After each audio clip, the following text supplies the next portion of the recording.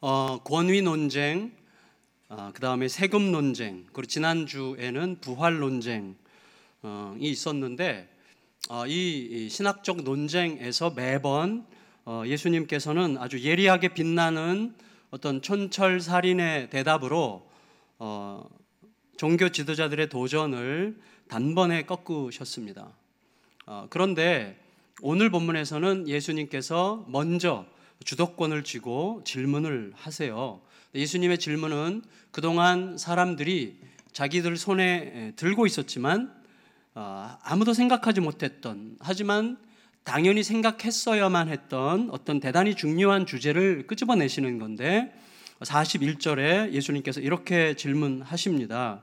41절 다시 한번 읽겠습니다. 시작. 예수께서 그들에게 이르시되 사람들이 어찌하여 그리스도를 다윗의 자손이라 하느냐. 여러분 잘 생각해야 됩니다. 사람들은 다윗의 자손이라고 말했어요. 그리스도는 다윗의 자손이에요. 당연히 그렇죠? 그런데 예수님은 여기에다가 어찌하여라는 말을 붙임으로써 사람들이 일상적으로 습관적으로 생각해왔던 그리스도가 다윗의 자손이라고 하는 그들의 상식에 도전하시고 질문하시면서 왜 그렇게 부르느냐 너희는, 그게 정말 맞는 말이냐 이렇게 질문하고 계신 거예요. 그래서 갑자기 머리에 뭐가 띵한 거죠. 여러분 생각해 보세요. 하박국 선지자가 의인은 믿음으로 말미암아 살리라는 말씀을 전한 이후에 이 말씀의 진짜 의미는 650년 동안 감추어져 있다가 사도 바울 선생님에 의해서 정말 그 진의가 밝혀졌어요. 그러니까 하나님의 생명의 말씀이 그 진짜 의미가 감추어진 채 그렇게 많은 세월을 그냥 잠잘 수 있는 거예요. 그리고 놀랍게도 사도 바울 선생님 이후, 그 다음에 초대교회 이후, 기독교가 공인된 이후에 무려 1200년 동안 이 말씀은 또다시 잠자고 있다가 마틴 루터에 의해서 그 의미가 새롭게 재조명되지 않았습니까? 그러니까 이게 좀 무서운 거예요, 사실은. 근데 여러분 생각해 보세요. 왜 그 너무나 중요한 생명 같은 말씀이 세월과 함께 잠을 잘까요? 그리고 진짜 의미가 다시 각성될 때까지는 왜 사람들은 습관적으로 살까요? 이게 우리에게도 지금 해당되는 말이기 때문에 대단히 심각하게 우리가 도전적으로 받아야 되는 말씀이에요. 여러분 예수님께서는 지금 이 말씀 어찌하여 사람들이 그리스도를 다윗의 자손이라고 하느냐라고 하는 이 어찌하여를 붙임으로써 예수님께서 뭔가 의미를 드러내고 싶어 하세요.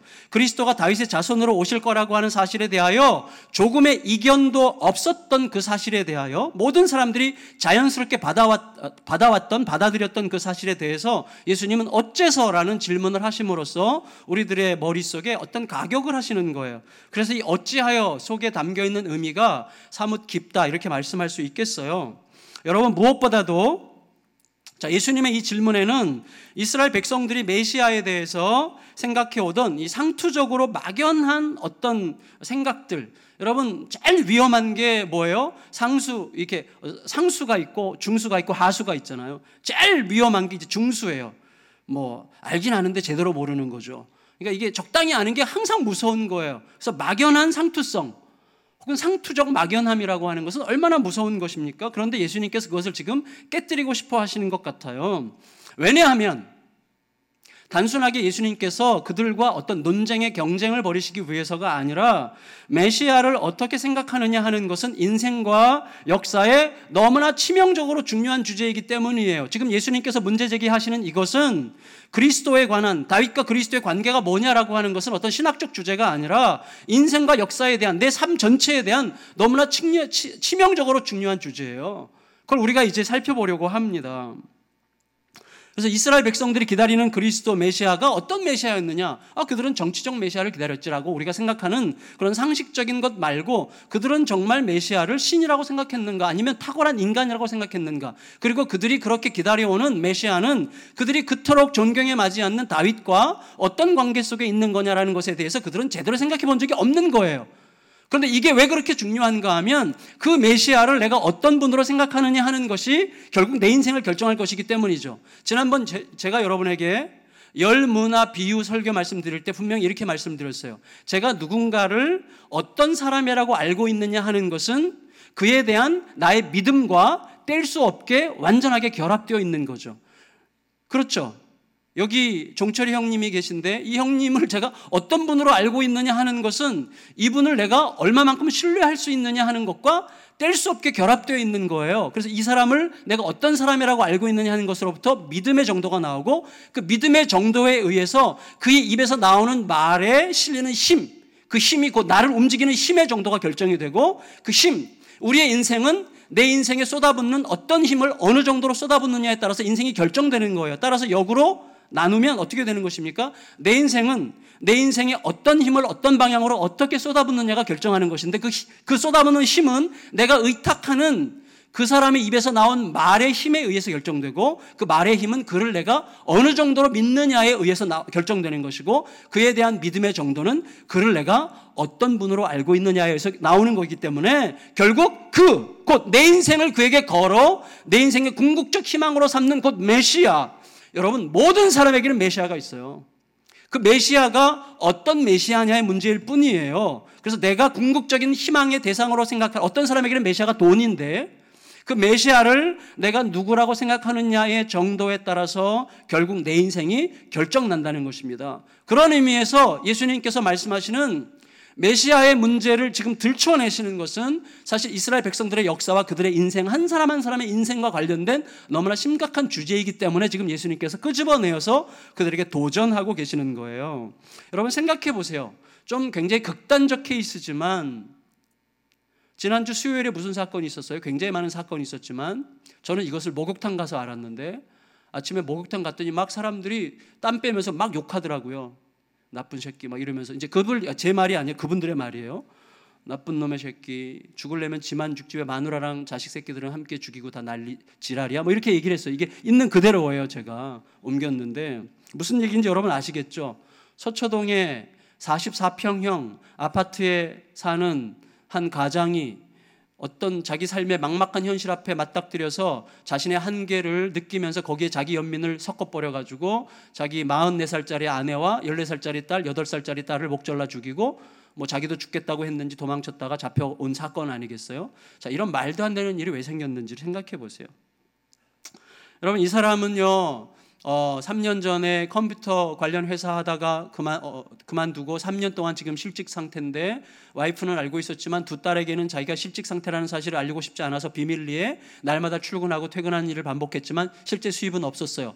그렇게 1년을 버티다가 결국은 어떻게 했어요? 아파트 서초동 44평형이면 10억 이자 이상 가는데 그 아파트를 담보 대출 해가지고 5억 원을 대출 받았어요. 그리고 1억 원은 2년 동안 매달 400만 원씩 생활비로 아내에게 주고 4억 가지고 주식에 투자했는데 2억 7천만 원을 날리고 이제 1억 3천만 원밖에 안 남은 상태가 되니까 어떤 막막함, 두려움, 불안함이 휩싸였어요. 이거 완전히 이것까지 말아먹겠고 그렇게 되면 나는 살 수가 없겠구나. 우리 가족들도 살 수가 없겠구나라는 절망적인 생각을 자기 현실로 받아들이고 그리고 그 앞에 절망하기로 결정을 했어요. 여러분 그래서 가족들에게 절대로 결코 하면 절대로 안 되는 짓을 말도 안 되는 짓을 완전히 이거 표현할 길이 없어요. 지금 여기서 욕이 이만큼 나왔는데 그런 짓을 했어요. 여러분 언론 내에서 전문가들의 평가가 이어졌는데 전문가들은 이렇게 평가했어요. 실직한 엘리트의 상대적 박탈감 그리고 가족을 자기 소유의 대상으로 삼은 가부장적 가치관 그 다음에 자신이 죽으면 자식도 부인도 살 수 없을 거라고 하는 일방적 위기의식 이런 것들이 이 사람을 궁지에 몰아넣어서 거기에서부터 나온 충동이 섞인 계획적 행동이라는 거예요. 말이 좀 말장난 같기도 한데 하여튼 충동이 섞인 계획적 행동이에요. 이런 식으로 이제 해석을 했는데 일면 맞는 말이에요. 그렇지만 저는 이 전문가들의 견해를 보면서 우리가 가끔 이런 거 있잖아요. 본질을 빠뜨린 정답 앞에서 느끼는 답답함 그런 걸 느꼈어요.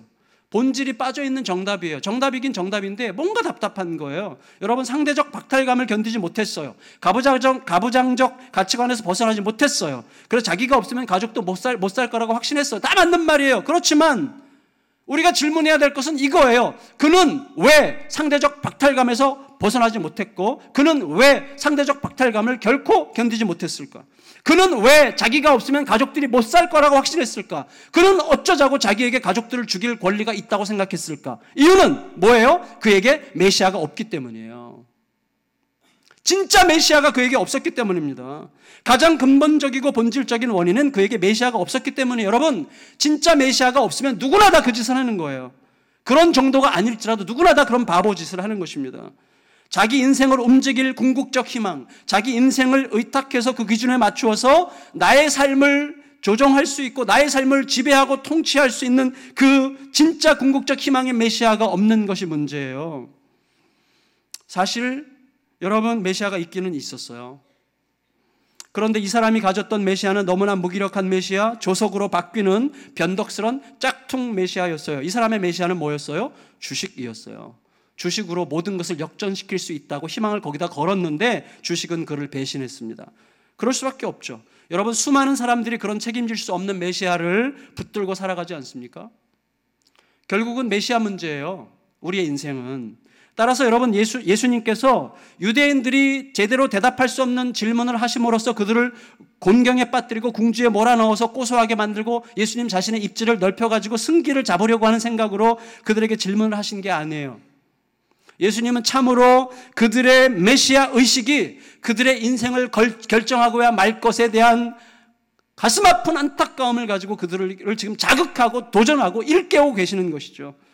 실제로 여러분, 결과적으로 우리가 알고 있는 역사는 어떻습니까? 이 사람들은 끝내 자기들이 생각해왔던 방식대로 정치적 메시아를 꿈꾸고 기다렸고 정치적 해방으로 모든 것이 마무리될 것이라는 사상, 그런 기다림 끝에 사상이 만들어지는 것인데 정치적 군사적 해방이라고 하는 기다림으로 인하여 생긴 그 사상 때문에 결국 이들이 빠진 것이 전쟁 불사론이에요. 전쟁 불사론, 전쟁도 불사하고 우리가 로마에게 저항하자, 거기까지 갔어요. 그래서 예루살렘 최후 전쟁으로 달려가게 되었고 장렬하게 다 죽었습니다. 그게 이스라엘 역사예요. AD 70년에 있었던 역사 아닙니까? 그러면 여러분, 이스라엘 역사에서 그 죽음이 민족적인, 역사적인 의미가 전혀 없었다고 말할 수는 없어요. 물론 있겠죠. 그들의 역사책에 예루살렘 최후의 성전이라고 그들이 부르는 최후의 전쟁이 어떤 의미가 틀림없이 있을 거예요. 그럼에도 불구하고 적어도 그것이 하나님께서 원하시는 죽음은 아니었을 거예요. 여러분, 하나님께서 승산 없는 전쟁터에서 칼을 든 채 분노 속에 죽어가라고 그들을 불러 2000년 동안 그들을 지키고 보호하시고 이끌어 오셨겠습니까? 하나님이 원하시는 죽음이 아니었어요. 그러면 그런 비극은 어디서부터 시작되는 것입니까? 습관대로라는 거예요. 습관대로. 여러분, 이거는 저와 여러분 모두에게 해당되는 것이기 때문에 잘 들으셔야 됩니다. 습관대로. 작년 11월 달에요, 한 새로운 잡지가 창간이 됐는데 잡지 이름이 바이오그래피라는 건데, 바이오그래피가 뭐예요? 위인전 할 때 전기죠. 전기라는 잡지가 이제 창간이 됐는데 그 창간호에 인터뷰를 이어령 박사를 했어요. 이어령 박사가 이제 굉장히 기독교 이제 친기독교, 우리 기독교의 멤버가 됐는데 이어령 박사가 그 인터뷰에서 굉장히 의미 있는 말을 했어요. 나는 내 인생을 돌아볼 때 정말 다행스럽게 생각하는 것 중에 하나는 나는 thought 하지 않았고 thinking 했다, 이렇게 얘기를 했어요. 어려운 말, 이분이 좀 어렵게 말하는 편인데 thought 하지 않고 thinking 했기 때문이다, 이렇게 얘기했는데 그게 무슨 뜻인가 하면 thought라는 말은 think, 생각하다, think의 과거 분사예요. thinking은 생각하다, think의 현재 분사예요. 그래서 이 사람이 사고를 두 가지로 나눴어요. thought 하는 사람이 있고 thinking 하는 사람이 있다. 다시 말하면 과거에 있었던 일들을 배열해가지고 과거의 어떤 이념이니 정치니 이런 것들에 매달려가지고 과거의 것을 해석하느라고 인생을 쏟아붓는 사람이 있고, 과거의 것을 재배열하느라고 자기 인생을 쏟아붓는 사람이 있는가 하면 과거에 그것이 현재 어떤 의미가 있는지를 창조적으로 계속 되물으면서 원본이 현실에 어떤 의미가 있는지를 계속 창조적 질문과 함께 사고하는 사람을 thinking하는 사람이라고 보는데, 나는 다행스럽게 thought하는 사람, 과거를 배열하는 사람 삶을 살기보다는 thinking, 오늘날 창조적인 생각을 하려고 몸부림한 것에 대해서 나는 대단히 다행스럽게 생각한다, 이렇게 얘기했거든요. 굉장히 의미심장한 말이라고 여겨졌어요. 여러분, 우리들이 흔히 이렇게 말해요. 나는 전에 받았을 뿐이야. 나 거기 아무것도 안 보탰거든. 나 그냥 받은 것뿐이야. 나는 받아서 전달했을 뿐이야 라는 말을 하곤 하는데, 그거는 여러분 자기 변명을 위한 완벽한 어떤 진술 같지만 굉장히 무책임한 말 아닙니까? 여러분, 유대인들은요, 예수 그리스도가 아니라 그리스도, 곧 메시아에 대한 개념을 선배들로부터, 자기들의 역사로부터, 자기들이 처한 상황으로부터 단지 전해받았을 뿐이에요. 그런데 전해받았을 뿐인 그 생각이 그들에게 임한 어마어마하고 처참한 비극을 변명할 수 있습니까? 절대로 변명할 수 없어요. 그 사고 때문에, 그 패러다임 때문에 그들이 그렇게 처참한 현실을 맞이하게 됐는데 그 이야기가 어떻게 변명이 되겠습니까? 절대로 변명할 수 없죠. 우리들의 신앙도 저는 똑같다고 생각해요. 예를 들어서 저도 가끔 이렇게 얘기할 때가 있어요. 우리나라의 70대 목회자들을 이해해 줘야 됩니다. 그들이 권위적이고 종교적이고 때로 그들이 독선적인 것 압니다. 그렇지만 어쩔 수가 없어요. 그 시대가 그랬거든요. 그 시대는 다 그랬어요. 어쩔 수 없어요. 우리가 이해해야죠. 이런 말 저도 할 때가 있어요. 그렇지만 사실은 대단히 무책임하고 서글픈 말이에요.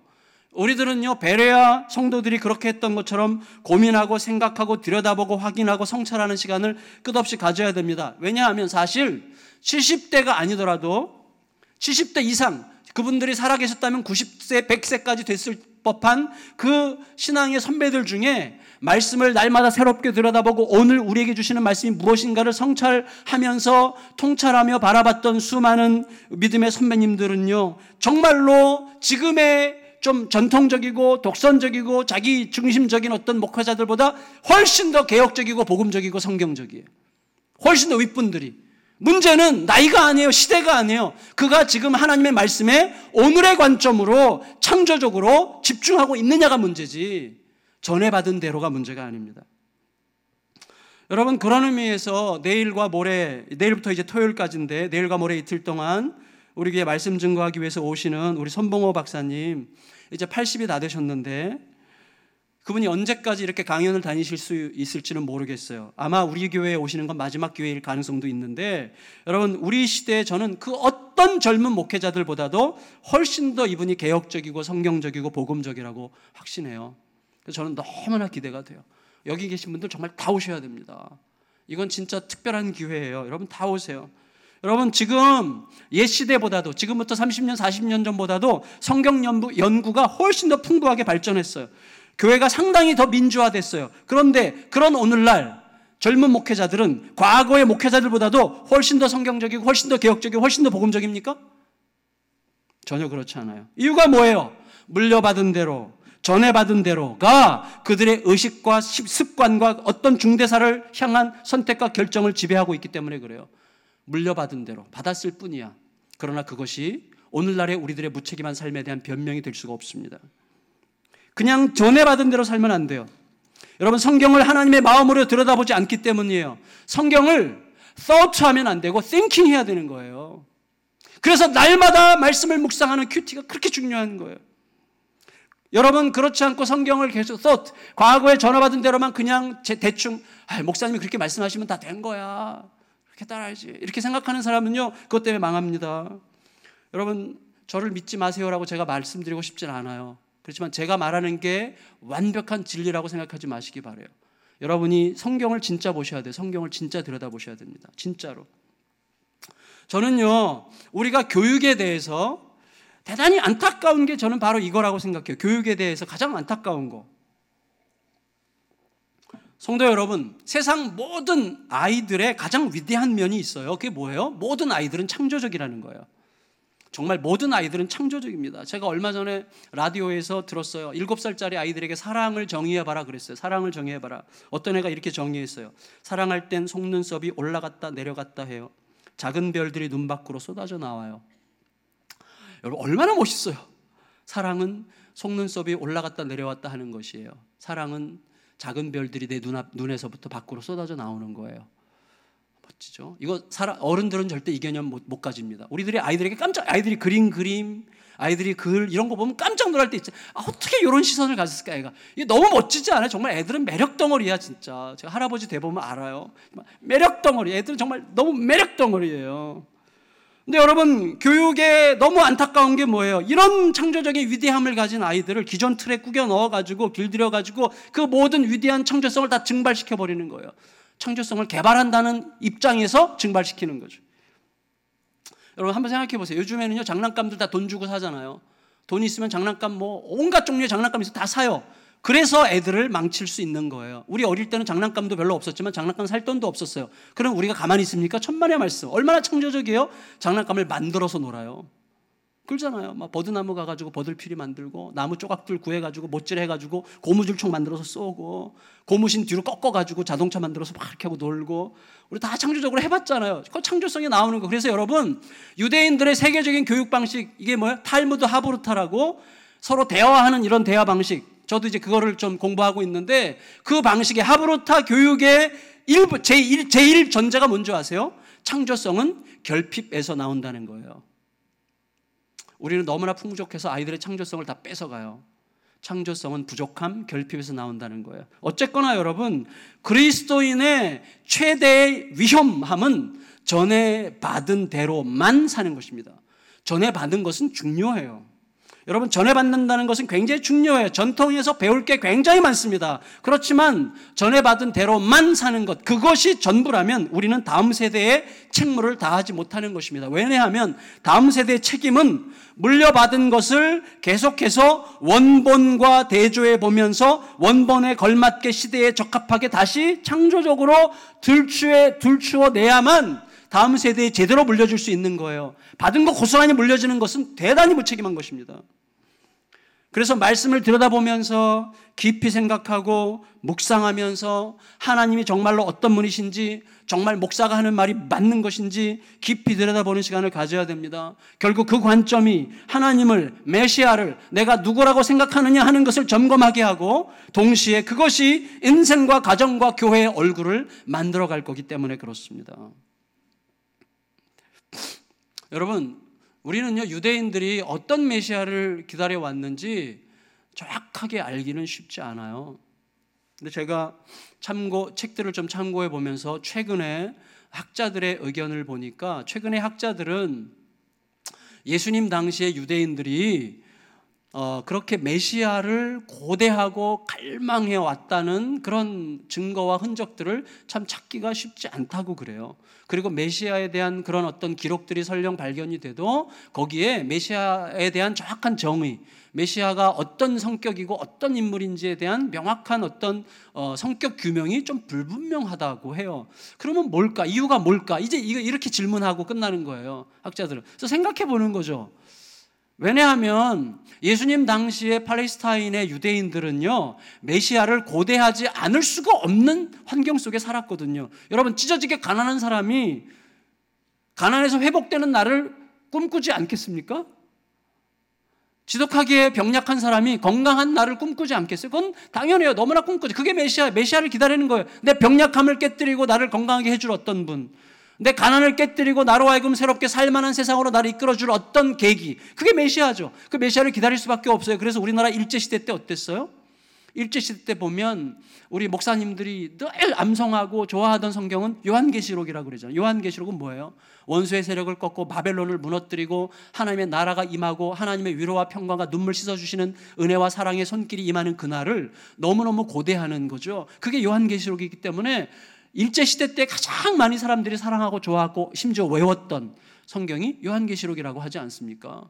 요한계시록. 그래서 어떤 목사님들은 목욕탕 들어갈 때 이제 요한계시록을 외우기 시작해서 목욕이 다 끝나고 나오면 요한계시록이 다 끝난다, 뭐 이런 얘기가 있는데, 요한계시록 외우는 분들이 그렇게 많았대요.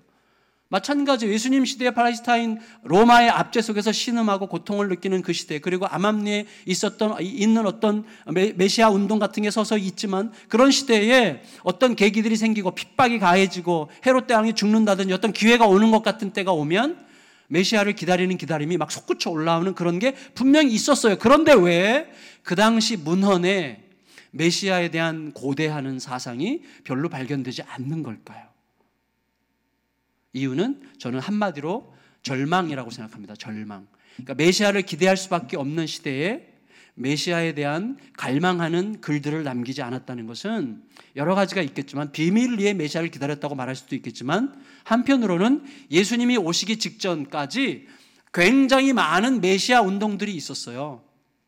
굉장히 많은 메시아 운동들이 다 실패했어요.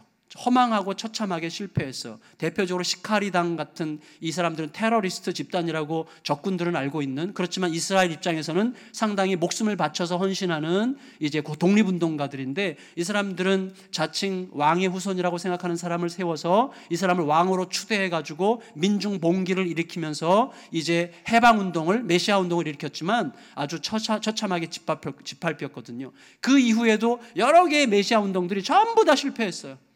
이 메시아 운동이 실패하고, 그러다 보니까 헤롯 대왕 같은 경우, 아기 예수님을 죽이려고 했던 헤롯 대왕은 지가 메시아가 되려고, 지가 메시아직을 차지하려고, 이스라엘 사람들의 관념 속에서는요, 메시아는요 성전을 재건하는 자예요. 그래서 헤롯 대왕은 무너진 성전을 크게 재건함으로써 자기가 마치 유대인들의 메시아인 것처럼 자처하면서 유대인들의 민중들의 환심을 사려고 했단 말이죠. 그렇지만 헤롯 대왕도 별 볼 일 없는 썩어빠진 정치에 아주 사로잡혀 있는 광적인 정치가에 불과했어요. 그런 것들이 다 실패하면서 뭔가 메시아에 대한 기대감, 메시아 대망 어떤 사상은 억눌리기 시작했다는 거예요. 억눌리기 시작했어요. 그러면서 뭔가 찌그러진 메시아상, 그리고 한쪽에서는 영웅적 메시아상, 정치적 메시아상, 다양한 형태의 메시아 얼굴들이 막 나오는 거예요. 선생으로서의 메시아, 제사장으로서의 메시아, 다양한 메시아 얼굴들이 나왔지만 그 어떤 것도 하나님의 말씀에 비추어 봐서 참 메시아상이 무엇인가를 들여다보는 일에는 다 실패한 거죠. 여러분, 우리가 좀 생각해야 되는 거예요. 이스라엘 자손들 안에서 이러한 역사적 배경 속에서 형성된 메시아는 시간과 공간을 초월하는 신적 메시아도 아니었고, 성경이 말하는 고난받는 메시아도 아니었단 말이에요. 그러니까 유대인들은 전에 내려오는 습관이 만들어준 메시아상, 그래서 자기들의 극심한 고난 속에서 형성된 풍선처럼 기대감만 잔뜩 부풀어 오른 정치적 해방자, 영웅, 메시아 상이 한쪽으로 발달했고, 다른 쪽에서는 좌절스러운 현실에 의해서 찌그러진 메시아 상이 희미하게 나오고, 어떤 경우는 현실에 허덕이면서 정말 메시아에 대한 기대감마저 잃어버리는 그러한 현실 속에 살아갔다는 것이죠. 허덕이며 하루하루를 살아내고 있었던 게 바로 그 당시 세상이었다는 거예요. 그런데 중요한 건 뭐예요? 그게 그들의 운명을 결정했다는 거예요. 그래서 우리가 긴장해야 됩니다. 진짜 긴장해야 돼요. 무슨 말이에요? 그들에게는 이미 답이 있다는 거예요. 이미 답이 있는데, 하나님이 주신 생명의 말씀 안에 답이 있는데 그것을 들춰보질 못했어요. 들춰보질 않아요. 제대로 들춰보질 않는 것이죠. 그래서 그 상황에서 예수님께서 반문하시는 거예요.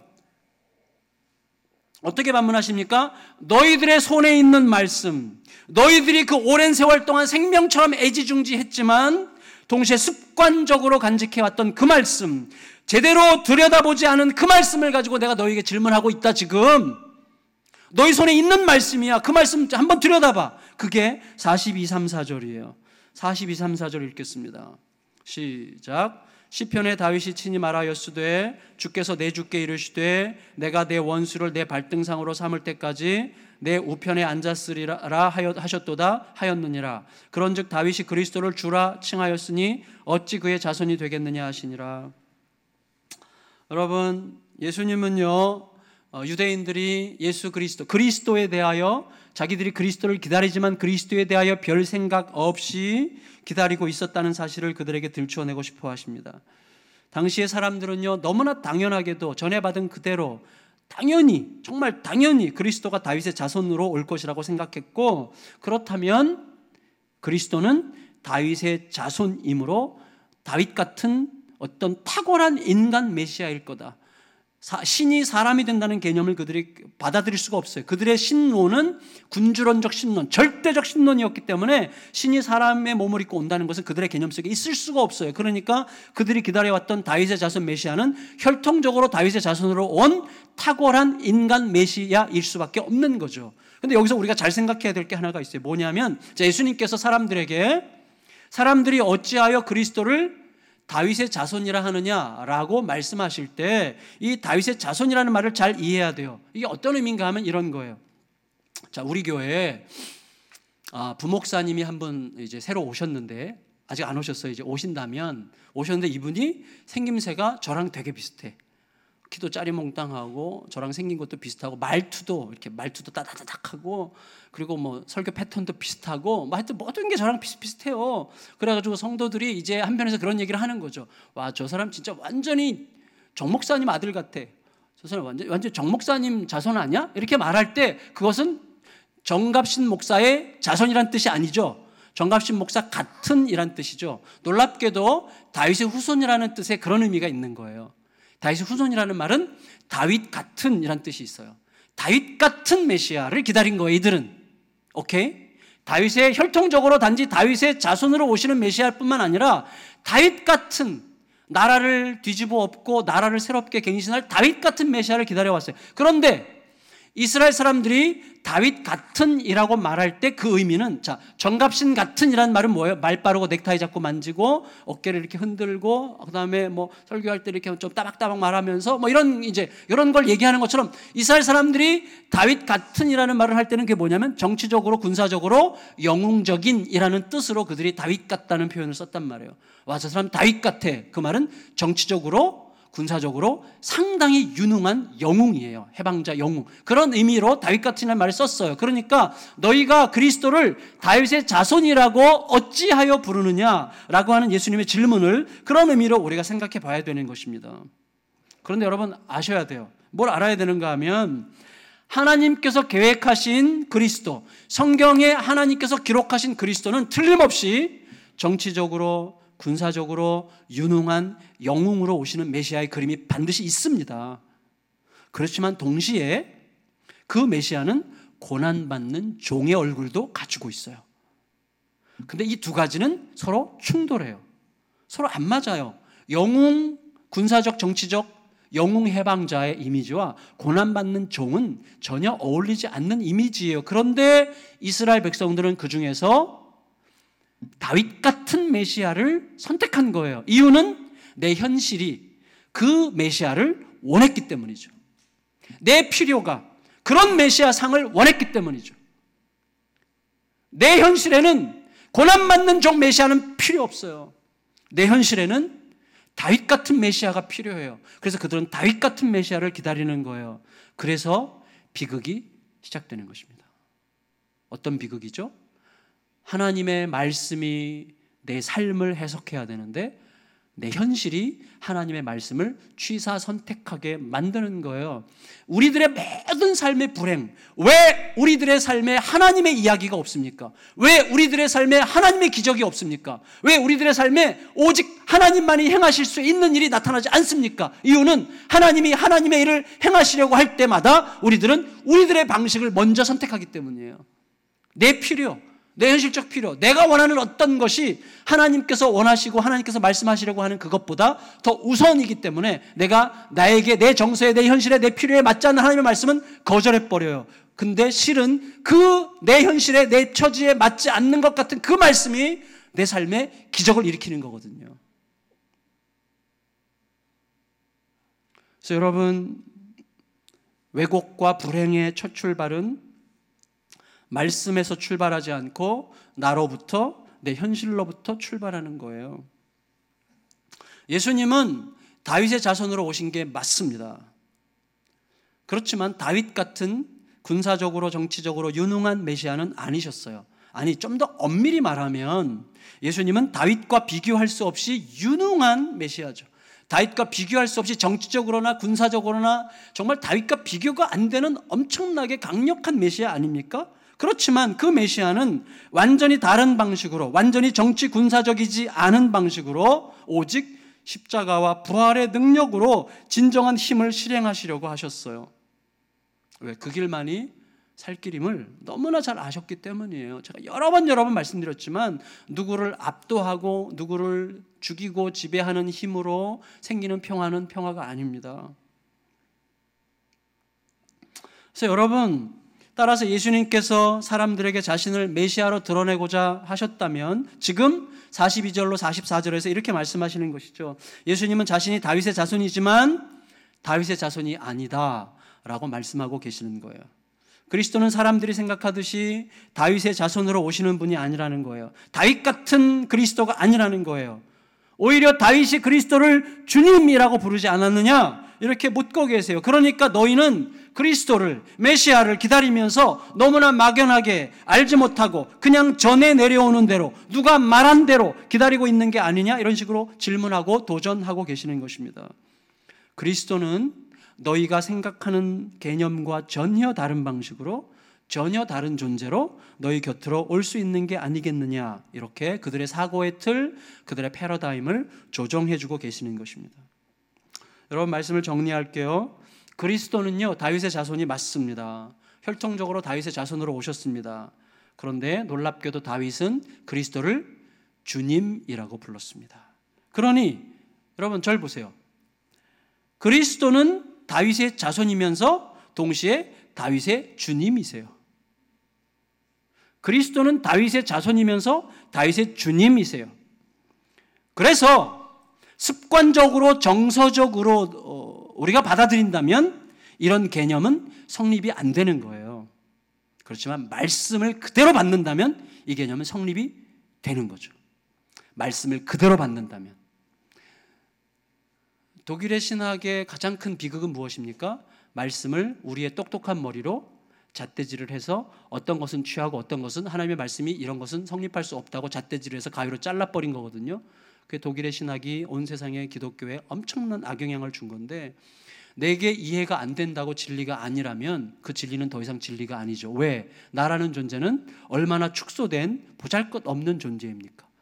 나라고 하는 보잘것없는 존재 속에 이해되지 않는다면 진리가 아니라는 생각은 얼마나 웃긴 거예요. 내게 이해되는 진리라야 진리라면 진리라는 게 얼마나 협소한 거예요. 근데 그런 식으로 가위질을 했어요. 얼마나 무섭습니까? 여러분, 성립이 안 돼요. 다윗의 자손인데 다윗의 주님이야. 성립이 안 되지만 말씀 그대로 받아들이면 그게 진짜예요. 예수님은 다윗의 혈통으로 오셨지만 다윗의 왕으로 오셨어요. 이거를 받는 거죠. 있는 그대로 받는 거죠. 여러분, 우리의 습관대로라면 자손이 주님이 되는 것은 불가능해요. 하지만 하나님의 말씀대로라면 가능해요. 따라서 사람들은 습관에 따라 이런 구조들을 제껴놓는 거예요. 생각하지 않는 거예요. 그래서 진리에 이르지 못하는 것입니다. 우리가요, 큰 변화를 경험할 때는 언제인 줄 아세요? 내 생각의 한계를 뛰어넘는 어떤 것에 믿음으로 달려들 때 우리는 엄청난 점프를 하게 됩니다.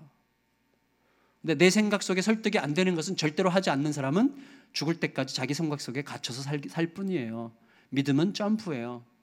근데 막연한 점프가 아니라 하나님의 말씀에 나를 던지는 것입니다. 여러분, 지난주 본문에서 사두개인들이 자기들의 논리로 부활을 믿지 못하겠다고 단정지은 것도 똑같은 맥락 아닙니까? 내 패러다임, 내 사고의 틀로 모든 것을 판단하려고 하는 거예요. 그거 얼마나 무서운 것입니까?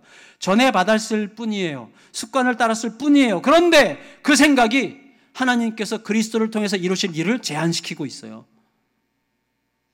그러니 얼마나 두렵습니까?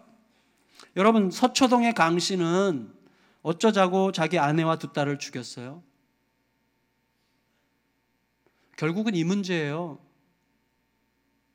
우리는 어쩌자고 그렇게 잔혹하게 말해서 그 사람의 영혼을 짓밟아 놨습니까?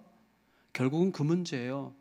내가 나의 궁극적 희망 메시아를 어떤 분으로 생각하고 있느냐가 오늘 나의 매우 구체적인 언행 심사와 관련되어 있습니다. 이 서초동 강 씨는 자기 패러다임, 자기의 사고의 틀로 온 세상을 판단해 버렸어요.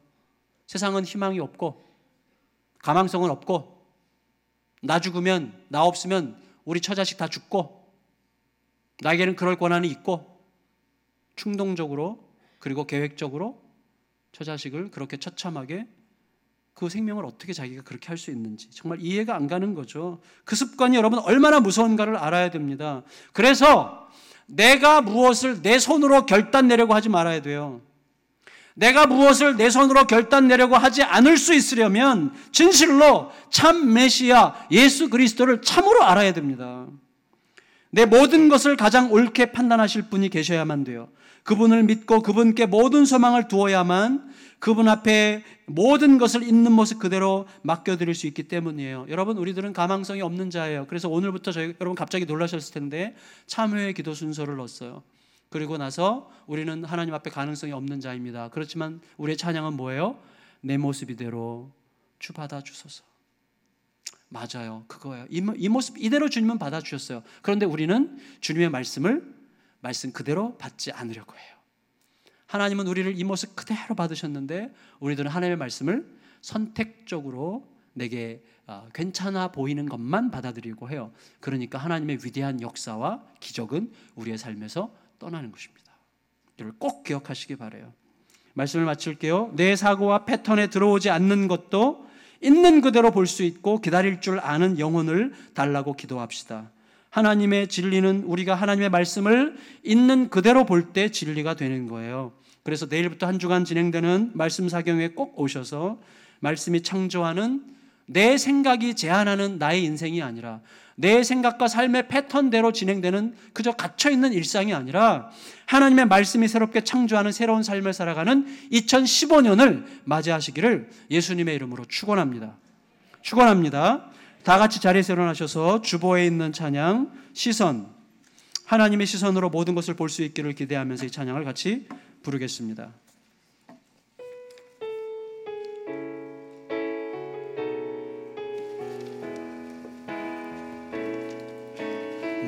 내게로부터 눈을 들어 주를 보기 시작할 때 주의 일을 보겠네.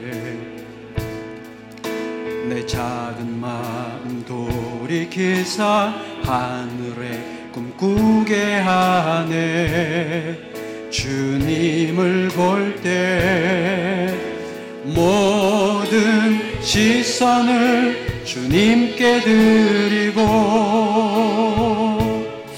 살아계신 하나님을 느낄 때 내 삶은 주의 역사가 되고 하나님이 일하기 시작하네. 다시 한번 내게로부터 눈을 들어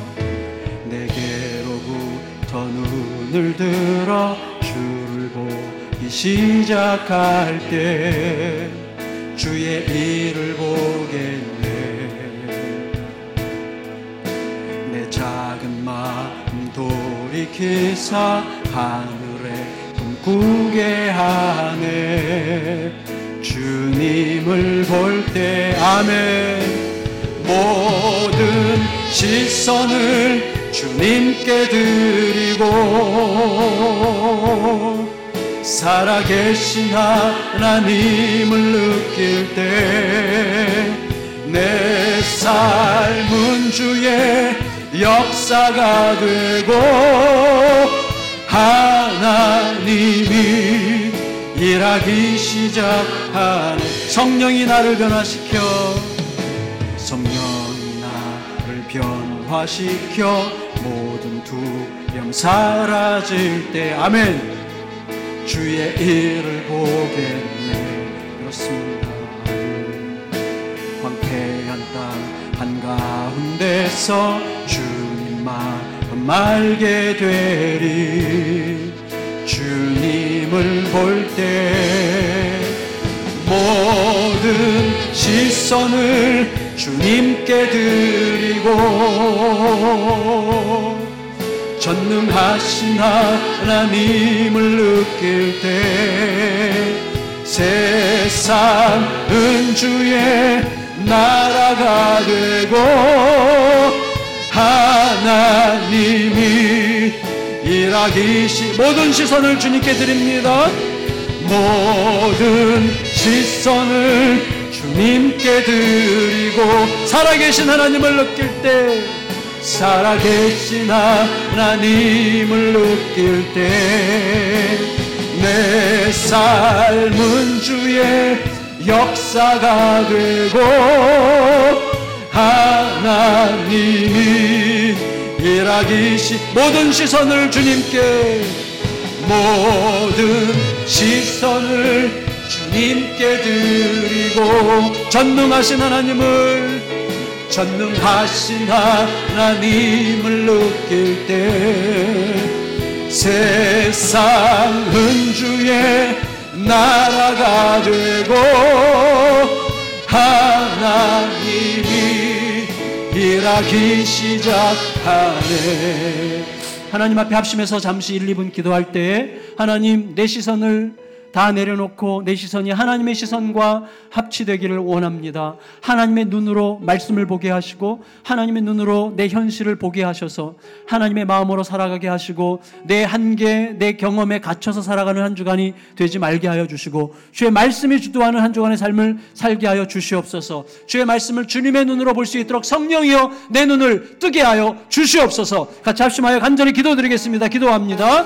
존귀하신 아버지 하나님, 은혜를 감사드립니다. 나의 삶을 주 앞에 맡겨드립니다. 하나님, 내가 아무리 많이 생각하고 아무리 많이 책을 보고 아무리 많이 고민하고 아무리 경험이 많다고 할지라도 내 생각 속에 갇혀서 하나님을 제한시킬 수 있다는 사실을 절대로 잊지 말도록 도와주시기를 간절히 기도드리옵나이다. 받은 대로 습관대로 전해 들은 대로 하나님 아버지 적당히 살아가는 삶에서 이제 벗어나게 도와주시고 날마다 처음 듣는 말씀처럼 무릎 꿇고 주의 말씀 앞에 신선하게 서게 해주시고 생명의 말씀이 나를 바꾸고 변화시키고 나의 모든 삶을 해석하게 도와주시고 그 말씀 앞에 서로 살아가는 우리의 삶이 될 수 있도록 인도하여 주시기를 간절히 기도드리옵나이다. 주여, 생명의 말씀이 나의 삶을 주여 끌어가 주시옵소서. 날마다 새롭게 비춰주시고 새롭게 깨닫게 하시고 새롭게 일하는 그 말씀의 능력이 우리의 삶을 하나님 온전히 주도하여 주시옵소서. 그렇게 이끌어가시며 하나님의 거룩한 역사와 능력 우리의 삶 가운데 한가운데 들어오고 그래야 주님의 스토리가, 주님의 이야기가 우리의 삶을 날마다 쌓여가는 삶을 살 수 있도록 붙들어 주시옵소서. 함께 하시는 주님께 감사드립니다. 역사하여 주시옵소서. 예수님의 존귀하신 이름으로 간절히 기도드립니다. 아멘, 아멘. 하나님, 우리의 경험이, 우리의 지식이, 우리의 생각이 보잘것없고 아무것도 아닌 것이 아닌 줄 압니다. 참으로 중요하고 경험이 참 중요하고 생각이 참으로 중요하지만 항상 하나님 앞에서 그것이 언제든지 하나님의 말씀을, 하나님의 진정한 뜻을 엄청나게 왜곡시킬 수도 있다는 그 위험성을 결코 잊지 않고 살아가는 우리들의 삶이 되게 하여 주시옵소서. 그리하여 날마다 말씀 앞에 겸손히 서게 하시고 말씀을 펼칠 때마다 생전 처음 보는 말씀처럼 긴장감을 가지고 말씀 앞에 성령께 질문하며 말씀을 묵상하고 그 말씀이 우리의 삶을 주도하는 삶을 살아감으로 말미암아 내 한계 속에 갇힌 내 인생이 아니라 하나님의 거룩한 권세 앞으로 달려가는 인생으로 살아갈 수 있도록 이끌어 주시옵소서. 살아가는 모든 성도들 가운데 그런 하나님의 거룩한 능력과 기적이 가득하게 임하실 것을 믿사오며 존귀하신 예수님의 이름으로 간절히 기도드리옵나이다. 아멘. 예수 그리스도의 은혜와 하나님의 사랑과 성령의 교통하심이 사랑하는 모든 성도들과 영원토록 함께 하시기를 간절히 축원하옵나이다. 아멘.